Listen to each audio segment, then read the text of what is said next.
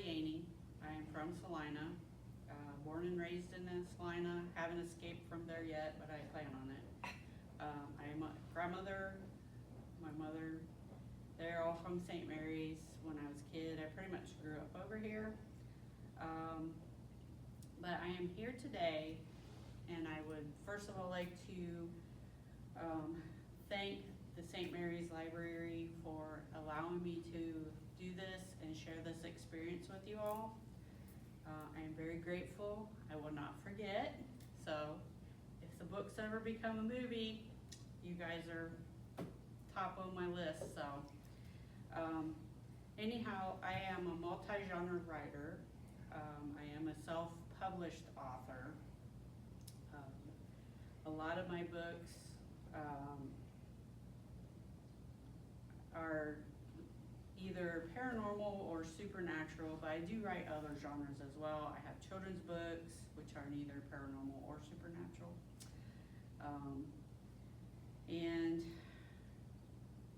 again, I'm just very tickled to be here.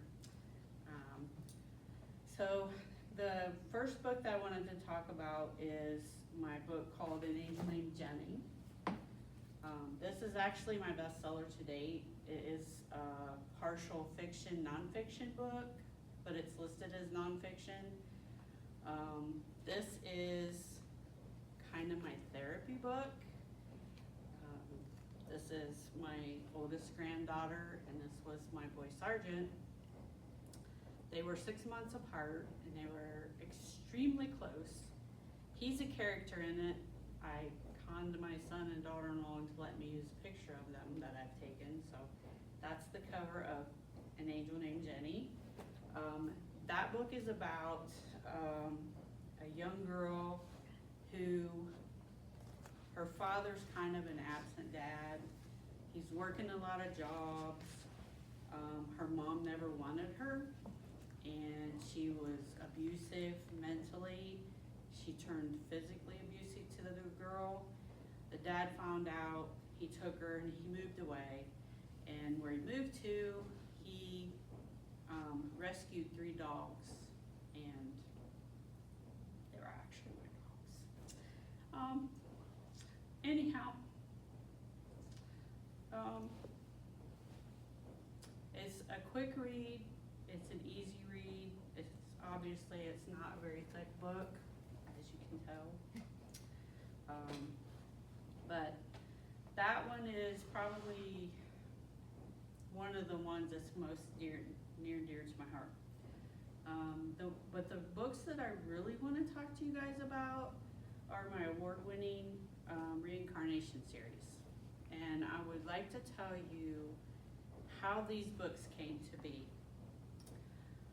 I've always been different. I never knew why. I never knew what was wrong with me.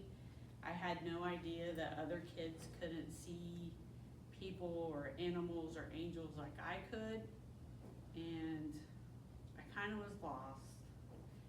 I had other gifts, and I learned really quickly that I needed to shut them down to kind of buffer myself so that people didn't know about them. Well, anyhow, I've always connected to the other side of the veil, and even to the Fae world, to terrestrials, and yes, they are here. But this book series here started in 2016. Out of the blue, I start having these dreams every night, consecutively every night, of this very large, 6'7"-ish, extremely muscular, extremely good-looking man. He had long hair. It was kind of a honey gold color with reddish highlights, long beard, the most beautiful eyes, the most beautiful blue eyes. And he had this really deep, soothing voice. It was, a psychic friend of mine told me it's almost like getting a hug when he talks to you, and that's true. But anyhow, I had no idea who this dude was, but I had already published some books, so I had started had journaled, and I've journaled my whole life.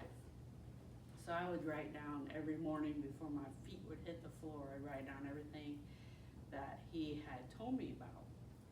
And he always took me to the same place, which was on this big boulder in a big pool or pond of water. There were mountains in the background, and there were wildflowers all over the place, and the woods off to the side. I mean, it was very beautiful, very peaceful, and we would be on the rock, and I actually would be sitting in the V of his legs, leaning back into him, so as he's talking, it's also vibrating off my back, which was very comforting as well. But again, I had no idea who this guy was. I had no idea where he has taken me. He would show up sometimes wearing Viking garb, you know, with the shield, the helmet, the broadsword. He showed up in a World War I uniform one time. Other times he'd show up dressed up like us, you know, a t-shirt and jeans, pair of cowboy boots, you know. So again, no idea. So this went on for a few years, and then out of the blue, I get contacted by a man who was part of a paranormal convention, and he said, "Hey, I'm just letting you know that you won tickets." And I'm like, "Tickets for what?" And he goes, "You won tickets to this paranormal convention, which happened to be at a haunted schoolhouse here in Ohio, Post-Town School.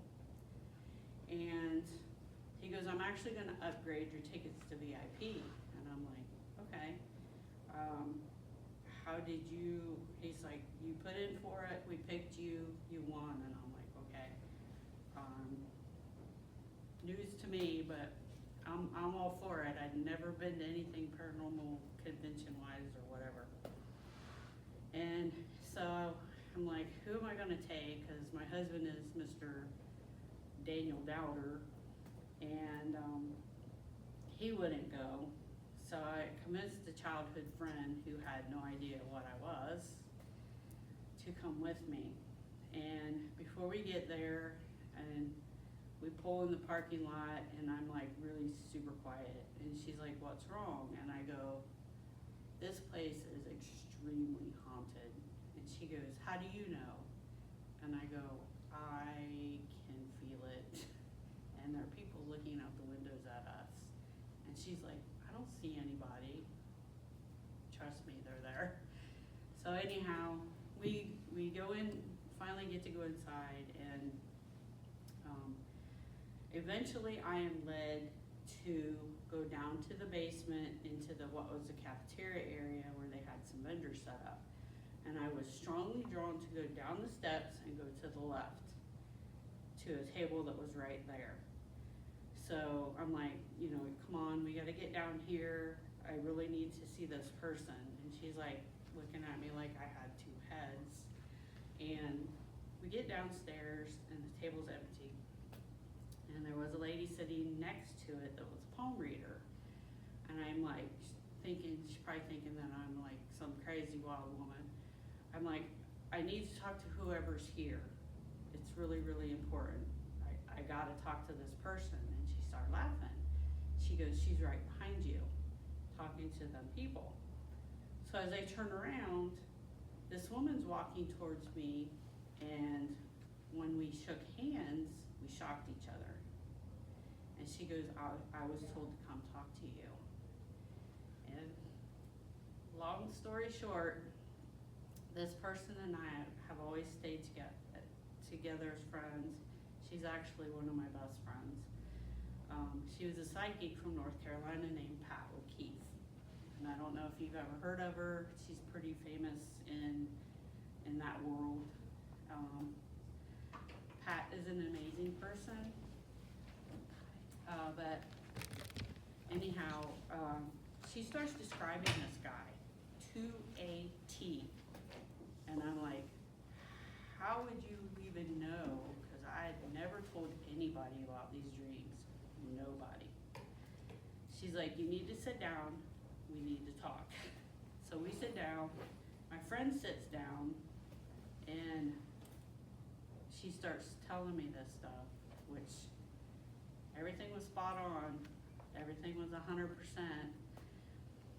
And my friend is sitting there with her jaw pretty much on the table, and Pat told me afterwards that I had a really good poker face because I'd never been to a psychic before. And so I wasn't trying to give anything away, you know, no clues, because a lot of those people read your face a lot. But anyhow, she told me that he was one of my guides, and what he had been telling me was stories about our past lives. And then he confirmed with her what he had confirmed with me, that there were 7 lives in particular that he wanted in 3 books. And the first book was to be about our life during the end of the Dark Ages. He went on a Viking, and he had dreams of me, and the same of me, but you know, we obviously didn't know each other. Anyhow, he ended up rescuing me in that lifetime, and that actually is the first book, which is called Goth and Freya. His name at that time was Goth, and mine was Freya, after the goddess Freya. And so I'm working on the book, and I thought I had it done. It took me a couple years to get it ready. So during this time, I have this dream, and my dreams are always in color, and they're always vivid. And I have a lot of foretelling dreams. But this guy, the best way to describe him to you is he kind of reminds you of Charlie Chaplin in his dress, the black 3-piece suit, the big tie, or the bowler hat and the tie, and the little mustache, black hair. And in this dream, he walks right up to me and my husband now, which we were, for whatever reason, walking on a sidewalk in Chicago. He points at me and he goes, "Take your time. The things that you're not sure of, research, because time on our side is different than it is on your time, and Goth might have gotten things messed up." He tells me a little bit more, and then he just disappears into the sidewalk. The whole time I knew he was a ghost. But my husband in the dream's freaking out, you know, like, oh my God, what was this? What was that? So, know me, thought I had the book done, so I went ahead and I published it. Well, then I have another dream, and I am standing on the edge of a cliff, and I'm looking out over the ocean, and Goth, and I am, in this dream, I am Freya.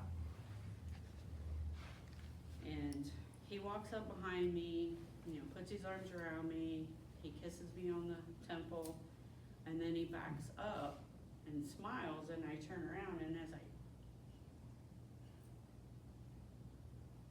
as I turn around, sorry, the most beautiful pair of wings open up on my back. And he nods his head again, while I'm like totally confused, going, what does this dream mean? I knew it was a dream that had to do with that life. I just knew it. So out of the blue, Pat gets a hold of me. And she said, Goff just told me to get a hold of you.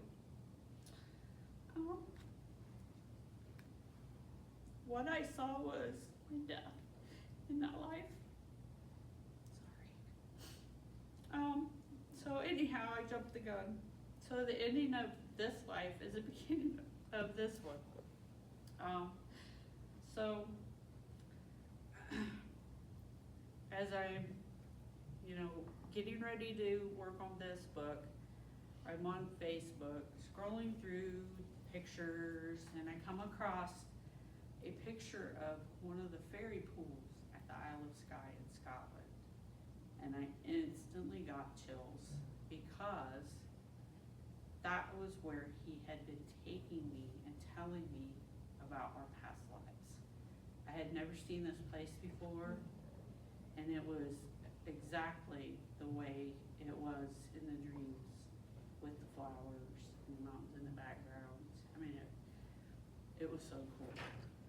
So anyhow, this book touches on some of the lives before and after this lifetime. I have a lot of times things will come to me still about this life, and it was, for him and I, it was one of our best lives together. And then I actually started this book, the third book, when I was working on the first one. The third book takes place now, and it walks you through the different things that I went through as a child and growing up. And this book will help so many people because it will let you know that, you know, if you're different, if you have gifts which God gave you, it's okay, and it's okay to use them. But anyhow, the book, it will help a lot of people. And Goff tells other psychics whenever, like, I will catch one of my friends on, who there's chapters of it in here, that he sees the books flying off the shelf, which is awesome. But this is what the back of the book says. The first book, the beginning, Goff and Freya, their journey together begins at the end of the Dark Ages. Book 2, the continuing journey, follows their lives as they are reincarnated in different eras.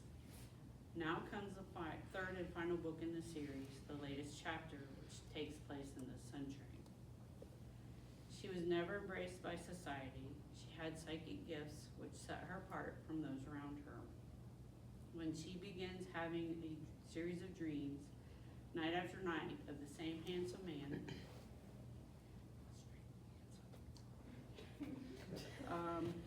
her world is shaken to the core. He leads her to a psychic named Pat O'Keefe, who introduces him as her spirit guide. This book follows the woman, once known as Freya, from the very beginning of her search for Goff in this lifetime, only to find heartbreak and hope along her personal journey. But again, this book will be helpful in helping guide people who are different. Again, you know, they're God-given gifts. They're there for you to use to help people, you know, to heal people. And that's what you need to do. So that's what those books are about. Okay, now switching gears. I also am retired law enforcement. Shocking, I know, right? Not that I was counting, but 30 years, 2 months, and 7 days. But these books here have a lot of different incidents that occurred throughout my tenure in law enforcement, and a couple made up. Well, Lori is a little weirdo, and she's really into the old school vampire werewolves, Boris Karloff, Bela Lugosi, which, by the way, I have a female great name named Bella. Actually, it's Bela. But the characters are vampires and werewolves and dragons and fairies and humans and just all kinds of people. So this book has some nonfiction incidents in it and a few made-up ones, which I'm sure once you read them, you'll figure out which ones are the fake ones. But that's what this book series is about. And then Paranormal Tales. At that same paranormal convention, I met Mr. Dalen Spratt from Ghost Brothers. now has this thing called Graveyard Shift on YouTube. Super cool dude. I traded him a book for his autographed picture, which he even signed, thank you for the book. Had my friend take a picture of him holding it and told me, someday you're gonna be famous, use this picture. And I'm like, hey, I'd be more than happy to. So anyhow, Dalen's a cool dude. I'm also good friends with Scott Porter from the Tennessee Wraith Chasers. And I wrote his son a lot of stories, and when I went to publish my second children's book, which is this one here, Adventure Time, he asked me if I would put those stories include those stories that I wrote. So I'm like, if you don't have a problem with it, I don't have a problem with it. So I have 2 children's books.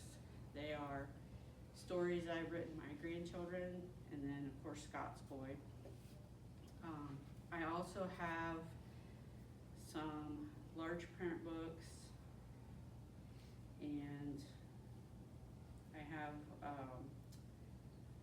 all my books are available as paperback or Kindle, and then I also have a different genre of stories that are only available as Kindle Vella stories.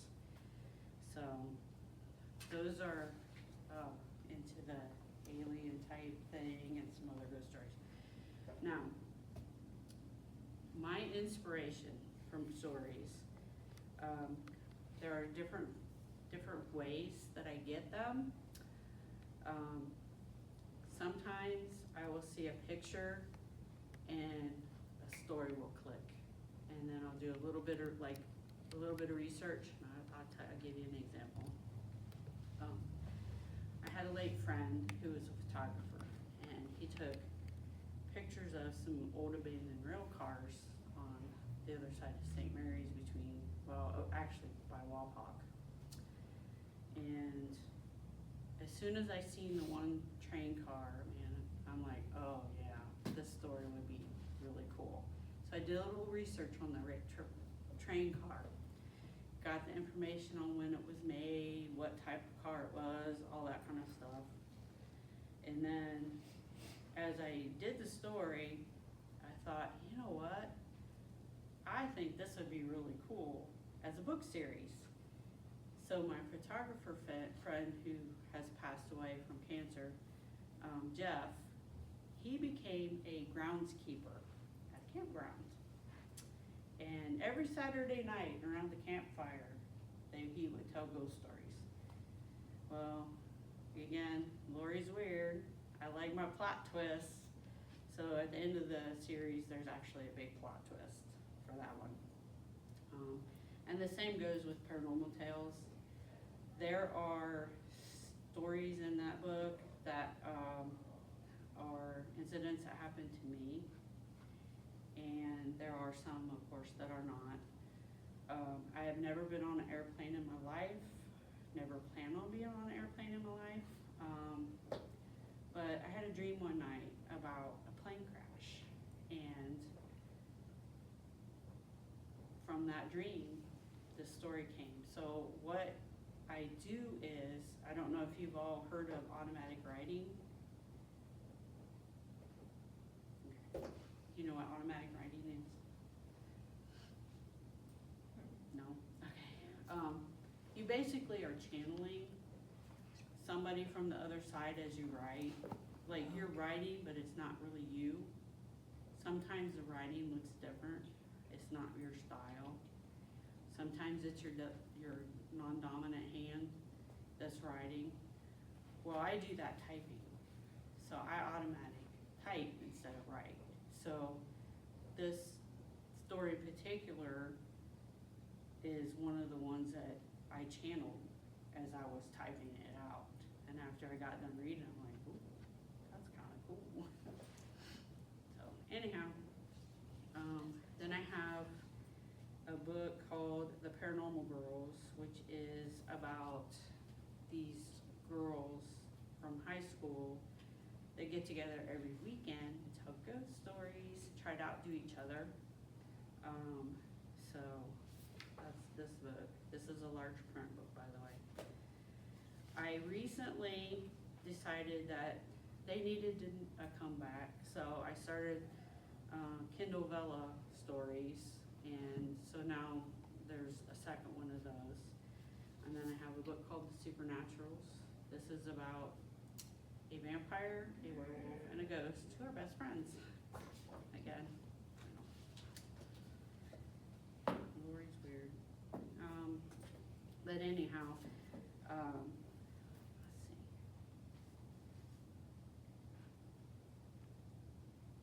There was something else I wanted to talk about, but I don't remember. Does anybody have any questions so far? Anything at all? So which book is your favorite book? Honestly, I would have to say it's a cross between the Reincarnation series and Jenny. So, and again, Jenny to date is still my bestseller. And I do have a favor to ask. If you've ever read any of my stuff, please go on Amazon and give me your honest review. Because it's like pulling teeth trying to get anybody to give me some reviews. You know, if you think the book sucks, I don't care, put it on there. But, you know, if it's like the best book you ever read, put that on there. Just, and you know, the more reviews you get, the more it puts you into the algorithm. So. Can you tell us about your first book and how you got that, the process of it and getting published in that, your very first one? The very first book would be the Oak Hollow series. And I just, you know, I had been I belonged to a group on Facebook that we told ghost stories. So I put that old car 647, which is about the rail car. And they're like, wow, this story's really cool. Have you ever thought of publishing? And I'm like, I can't find a publisher. I can't find an agent. Everybody wants to read love stories, you know, nobody wants to read about ghost stuff or paranormal, supernatural, or whatever. And she's like, well, you know, you can go on Amazon KDP and do it yourself. So that's what I started doing. I have probably about 19 books on there now. And I do want to say that my friend Pat, the psychic, she is like so talented at and funny, but she's also a very good photographer. And these are my first two professional covers.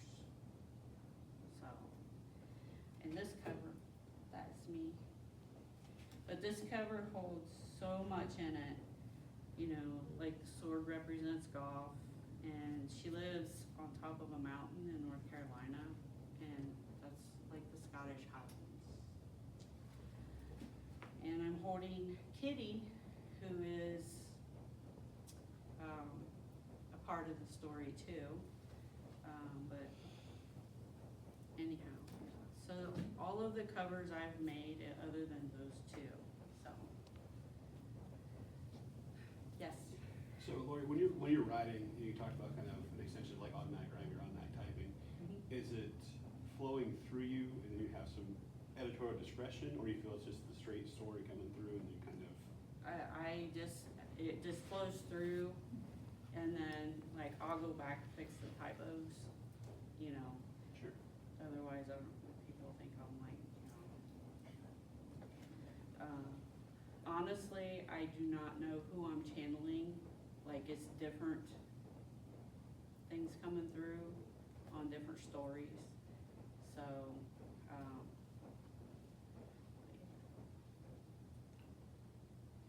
and then it's nothing, like, I normally have 5 stories going at once, and they're all different genres.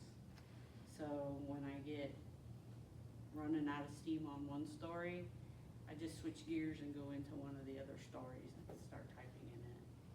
So when you're writing them, do all the different stories kind of blend in with each other, or one you have like a pick and choose? Just like... No, they actually don't do that to me, thankfully. They usually stick with one story at a time. So, but you know, I will inspiration, a lot of it comes from dreams, or a picture that I'll see. I will have visions. When I was working on the first book, and I am outside with my boy Sarge standing on a leash waiting for him to go to the bathroom, and all of a sudden I'm standing, I'm not me. I'm a nurse from World War I, and I'm on a British airfield watching all these World War I planes fly over me, and I know that Goff, who was Franklin in that lifetime, is in one of the planes. And my name in that lifetime was Deborah. And just like that, you know, I'm back, and it's like, whoa, that was pretty cool. Have you ever tried to, like, search the names? Mhm. And have you found anything on any of them? No, unfortunately I haven't, but a lot of the ones that go into more detail, they're pay sites, and, you know, I'm a starving artist here. Can't tell by looking at me, but, so, but yeah, I've tried.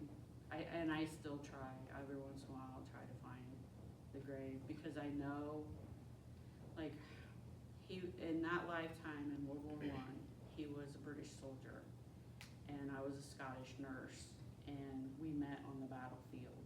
Like, I was sent out with a bunch of other nurses for a triage, and that's how I met him. So, but,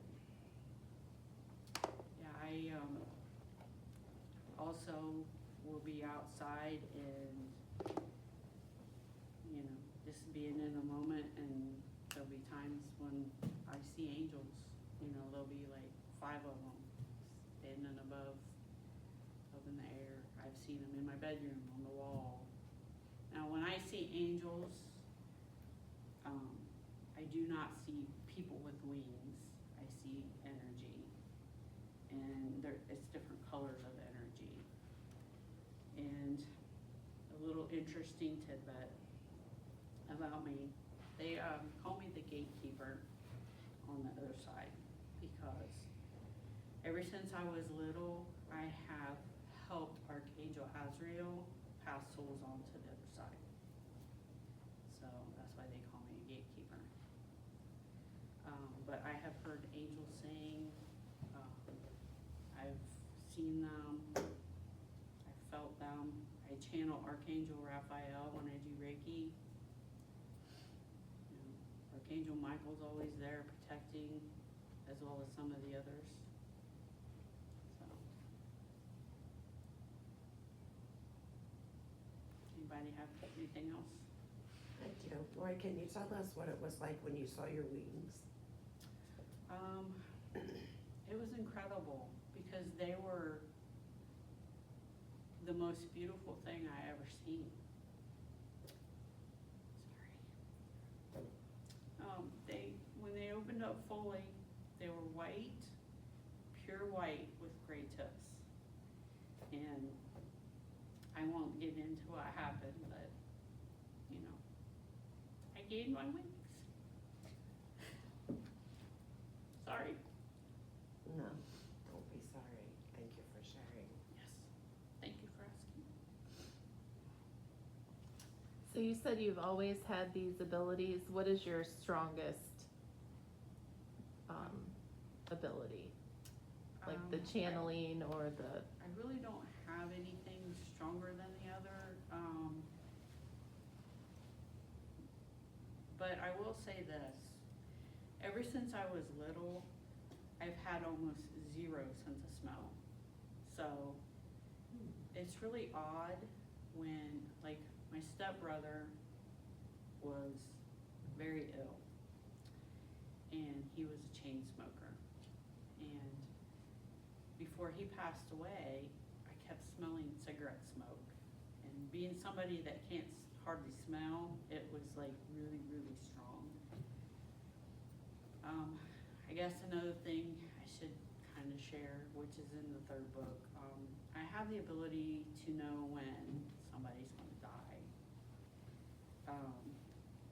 It's happened several times, and I knew his time was coming, so, you know, it's just different things, but yeah, I mean, my gifts,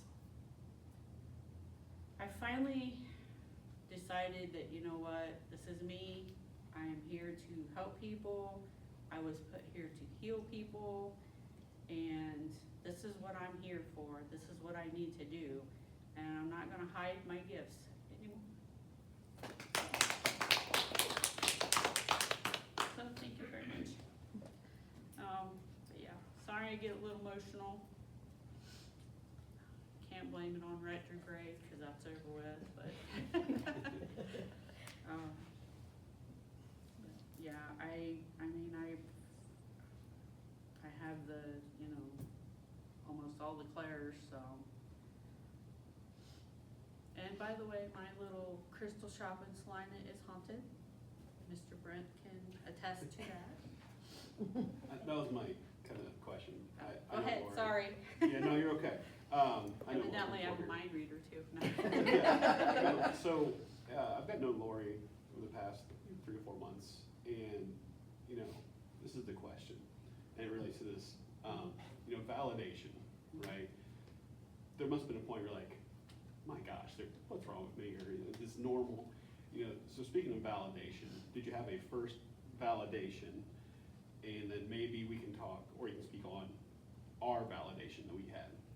Especially 2 things. One, the most recent one, the first one when someone walked in.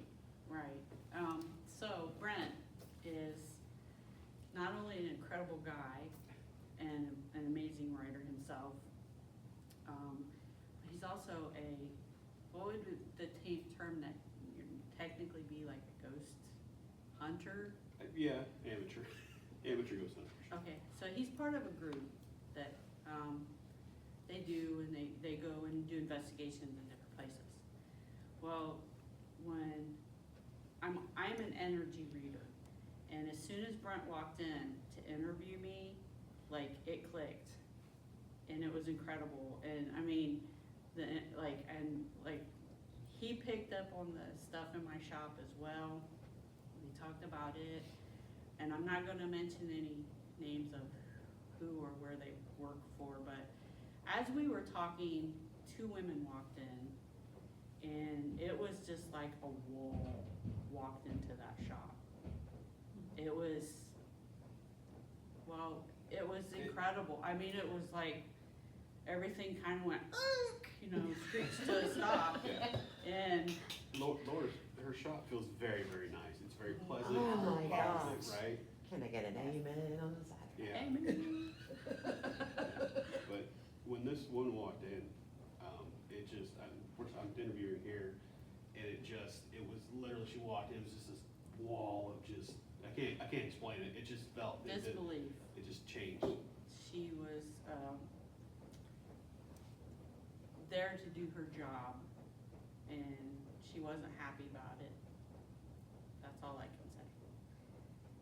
So, but yeah, and then after she left, that wall went right with her, so. But, if you wanna share, I've had Brent come in twice with his gadgets. Before we get to that, I have this little ghost in my shop named Dawson, and I have a display of crystal skulls. Dawson likes to move them, facing different ways, facing each other. I had these little baby Groots with amethyst on top of his head.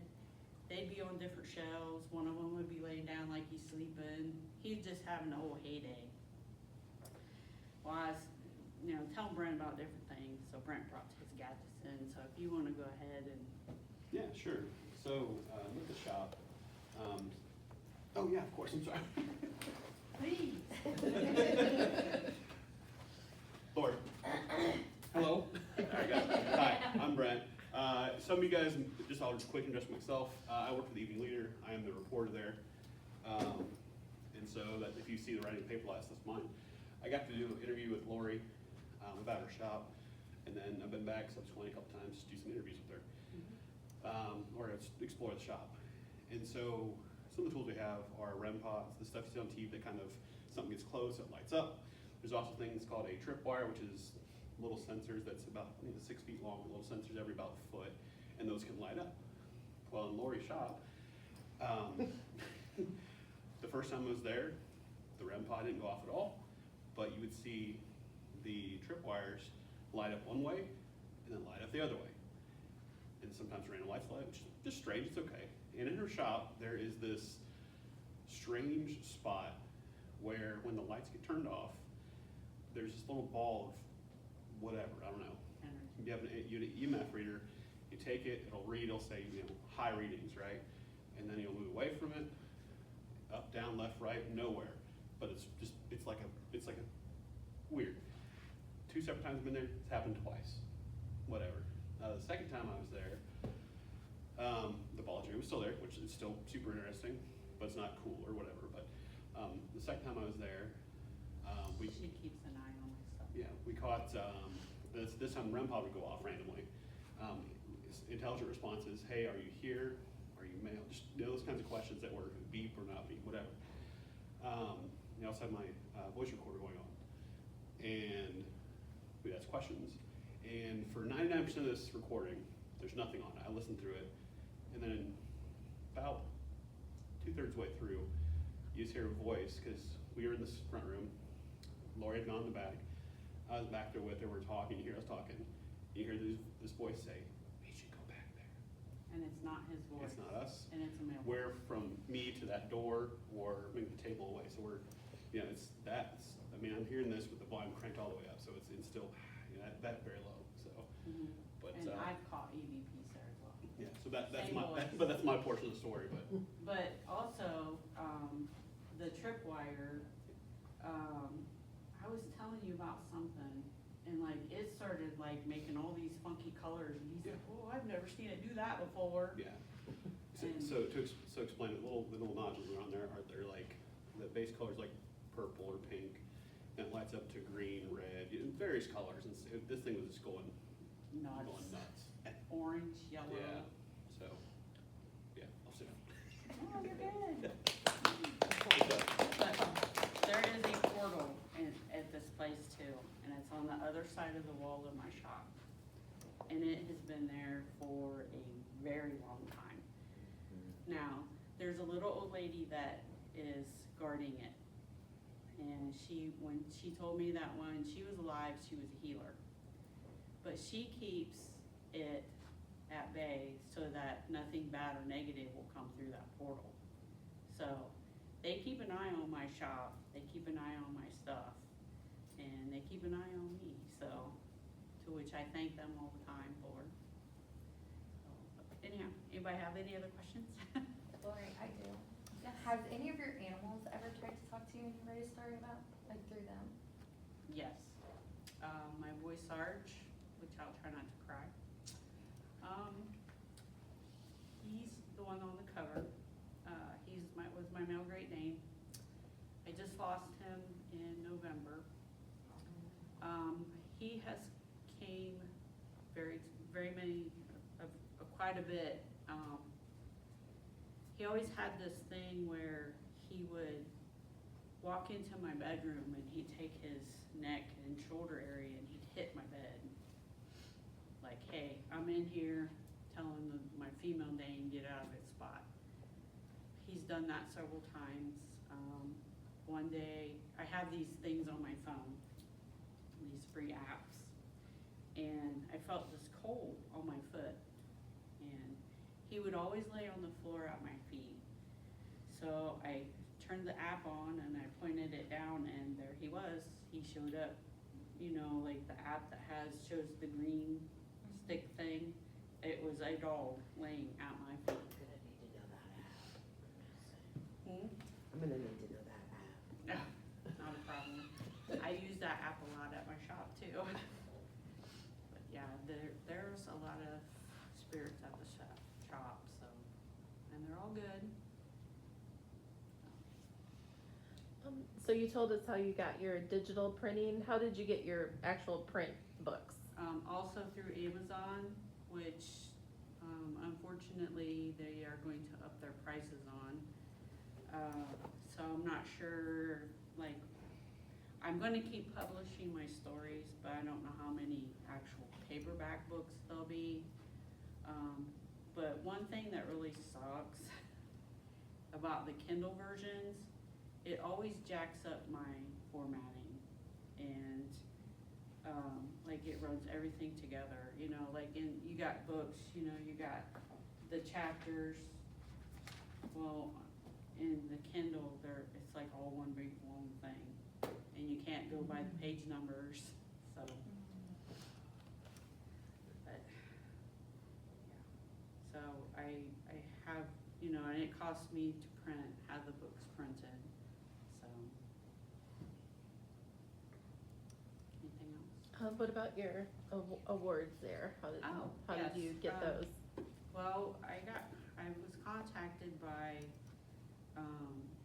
this, publishing company that opens it up to independent authors. And you can enter your book into whatever category it fits in, and then people can go on and vote. Well, the first book I put in, which is this one, it won first place in the People's Choice Award. The second book got third place, and they haven't opened it up yet, so when they do, I'm putting this one in too, because that'd be awesome if they all three were award winners. So, but those are the only books that I've put in for the People's Choice Awards, so. But I'm very grateful that they were. Now, if I could just get people to read them. So, does anybody have any questions about anything? Yes. If somebody is like questioning whether they might have gifts of their own, do you have any advice for like how they can like develop them? Always ground yourself. There's several different ways you could do that. One thing is, you know, sit in a chair, put your feet flat on the floor. Imagine you have roots coming out and going down into the earth, and there's a huge big piece of quartz in the center of the earth. Quartz is known as a master healer. So imagine your roots are wrapping around that, and as they're wrapping around that, all that healing's coming back into you. And then also, as you're doing this, ask the divine, you know, if you pray to God, ask God. I ask God to put me in a bubble of protection, and I ask, you know, the only divine energy can enter, anything else bounces off and returns to source. I also have Archangel Michael put a cloak of invisibility on me, and then, you know, you're protected. You can open yourself up to meditate, and there's different ways you can meditate. There's a thing called earthing. Take your shoes off, walk outside, and walk around in the grass. Go to a park, just sit there with your feet, bare feet on the grass. You can shower meditate or bath meditate. But always ground yourself. Set the intention before you meditate. Like, say you want to meet one of your guides. You know, set that intention that you want to do that. Might not happen right away, because you got to remember, like my friend Charlie, which is his real name is Larry. Things are different on the other side. There's no linear timeline either, so it will happen. And also watch for signs, because they like to send you a lot of signs. And I will give you an example of that as well too. I have a Native American, he's my signal guide, and I asked him for his name, and he kept showing me a gray wolf head, okay? Well, one day, I live across from a parking lot that is connected to a car dealership. And I happened to look out my kitchen window, and what's facing me is a camper. Well, guess what's on that camper? A gray wolf, and the name Gray Wolf. So send you signs in different ways, you know, loved ones from heaven will also send you signs like butterflies. You might see a particular dragonfly, like everywhere you go, you'll see this dragonfly and you're like, that's weird. That's them letting you know they're okay. But meditating and keeping yourself grounded, that will help you work on your gifts. Sorry, I kind of went off on a little tangent there, but Do you have any advice for getting your guide to give you more information on who they are? Because mine just will not tell me. Like, Yeah. tell me that they're related to me in some way, but that's it. They won't. just do your meditation. You could go to a psychic and they can connect to somebody, you know, for you and get the information that way as well. But I mean, I've asked, they'll come to me in dreams. They come to me in meditation. You have guides that will come and go. You have guides that stay with you all the time. You've had guides that's been with you since your birth in this lifetime. You also, by the way, everyone has an angel that has been with you since your soul's very, very, very beginning. That angel's been with you through every lifetime. And other than your higher self and the divine, that angel knows you better than anybody. You can also connect to that angel as well through meditation.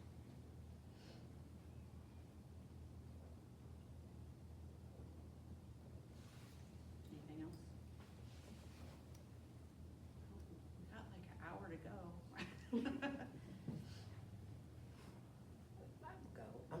Can you talk a little bit, into your experiences that you've had with fairies and fae? So I've also been very connected to the Fae world. Fairies